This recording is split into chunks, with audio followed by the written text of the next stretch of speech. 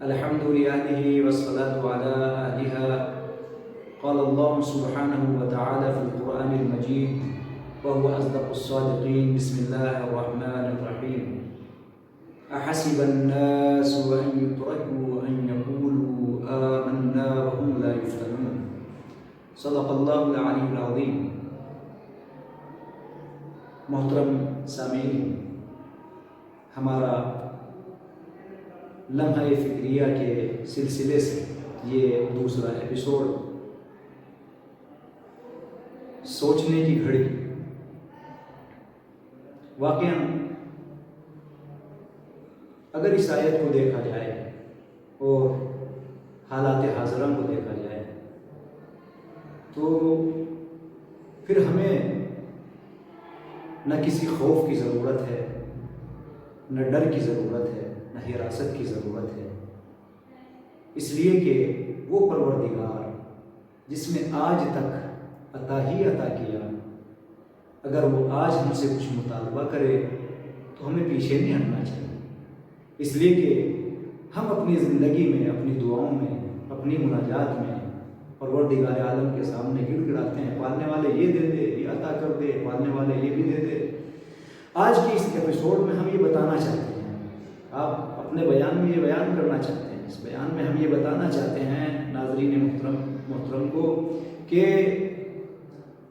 آج اس دور ان حالات میں ہم ایک دوسرے سے کیسے پیش آئیں، ایک دوسرے کی کیسے مدد کریں.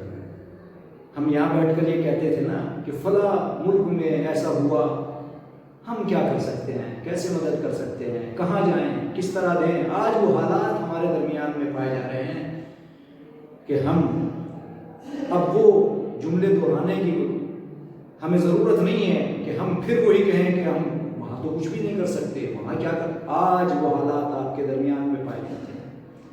کیسے مدد کی جائے، آج اس ایپیسوڈ میں ہم یہی بتانا چاہیں گے اپنے ناظرین محترم کو. بہرحال ہم کس طریقے سے ایک دوسرے کی مدد کریں. اگر انسان مدد کرنا چاہتا ہے تو پھر پوچھنے کی ضرورت نہیں ہوتی ہم کیسے مدد کریں. اگر آپ کے پاس پیسہ ہے تو پیسے سے مدد کیجیے، اگر آپ کے پاس دوائیاں موجود ہیں تو دواؤں سے مدد کیجیے، اگر آپ کے پاس کچھ نہیں ہے تو کم از کم سب کے لیے دعا کیجیے. اگر آپ کچھ نہیں کر سکتے تو کم از کم مصلی پہ بیٹھ کر مومنین کے لیے دعا کر سکتے ہیں. اور مدد کرنے کے بھی طریقے ہوتے ہیں. مدد کرنے کا مطلب یہ نہیں ہے کہ آپ نے 1 کلو چاول کسی کو دیے تو 10 جگہ آپ نے ان فوٹوؤں کو شیئر کر دیا. 1 تھیلی آپ نے آٹے کی دی، 1 کٹا آٹے کا دیا، 10 کلو 5 کلو یا تھوڑا بہت آپ نے سہارا لگایا. تو ایسا نہیں ہے کہ آپ وہ دیتے ہوئے فوٹو کھنچوا رہے ہیں، پھر اس کو شیئر کر رہے ہیں، اسے فیس بک پہ ڈال رہے ہیں.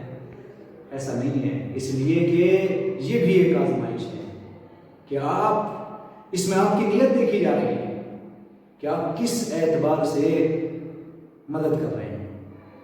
ایسا تو نہیں ہے کہ اس مدد کے پیچھے آپ کا مقصد ہی کچھ اور ہے.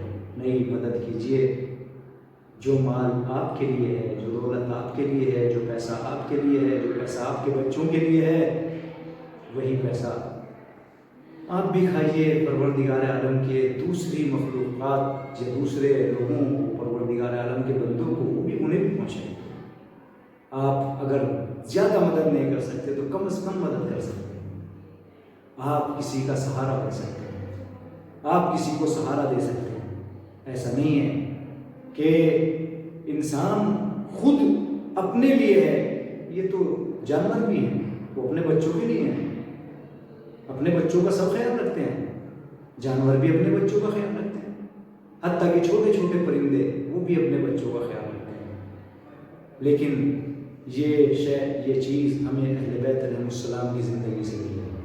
اہل بیت علیہ السلام نے ہمیں بتایا کہ دیکھیے جو پروردگار عالم نے ہمیں عطا کیا ہے، سورہ دہر اٹھا کے دیکھیے، سورہ دہر میں مل جائے گا آپ لوگوں کو.